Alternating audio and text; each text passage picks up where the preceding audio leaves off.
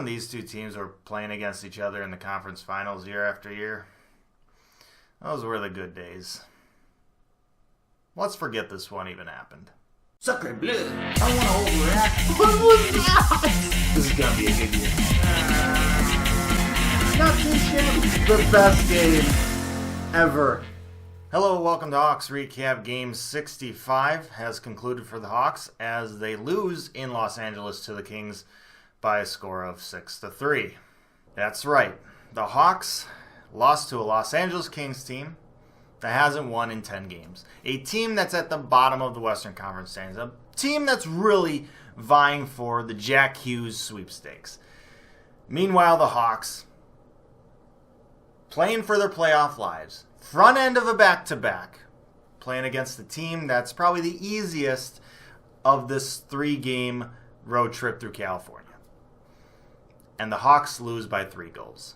And on paper, this was a must-win game because tomorrow night's game, back end of a back-to-back, you play against the San Jose Sharks, who are at near the top of the standings.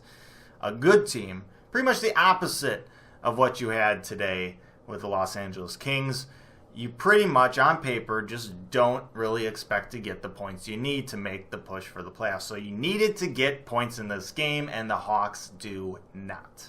And it certainly doesn't help when not even 5 minutes into the game, you give up 2 goals, you dig yourself a hole, taking 2 penalties, knowing darn well that you are the worst-ranked penalty kill team in the league.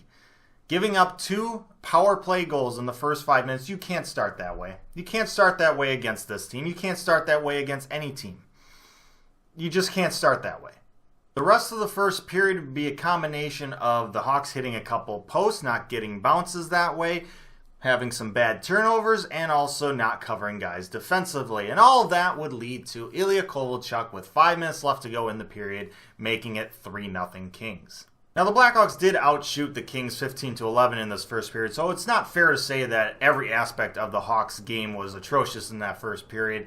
The Hawks certainly had their chances offensively. Jonathan Quick made some really good saves, but with just under 2 minutes left to go in the first period, Brendan Perlini, of all people, takes a one-timer slap shot from basically the blue line, blows it by Quick to make it 3-1, and gives the Hawks some life going into the second period.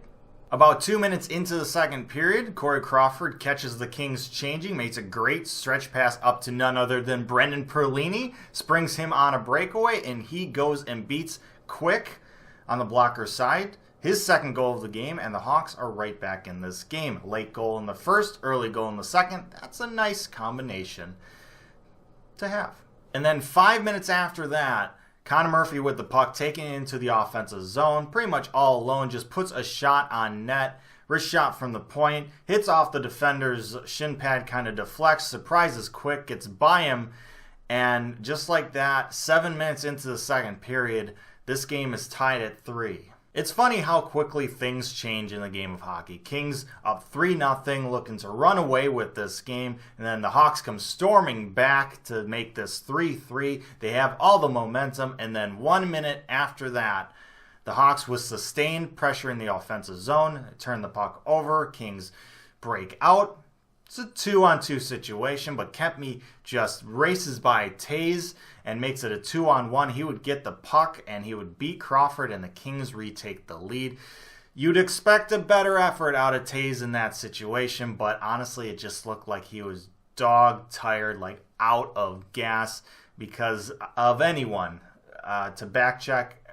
Taze would be the guy you'd count on to do that well, but he just didn't. And the Hawks pay because of it. The Kings would score early in the third from a one-timer in the slot. Crawford, expecting that to be a rocket of a shot, ends up being just a change-up floater, and he just can't react to it.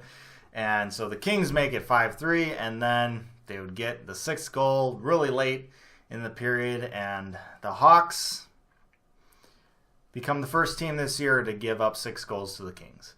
I don't know what else to say about this. I mean, it was not a good game from the Hawks. It was not a good performance. Offensively, they were there.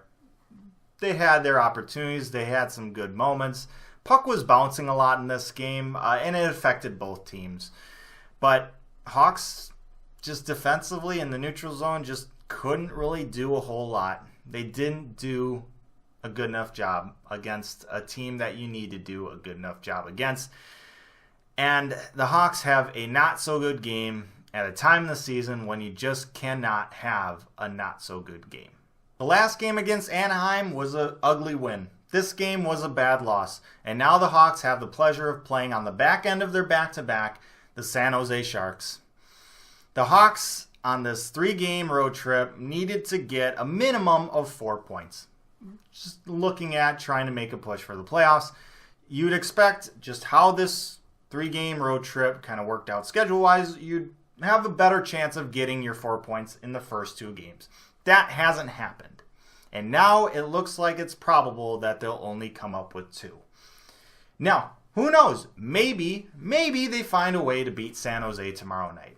Maybe. It's a possibility. It could happen. Any team can beat any team in the NHL any given night.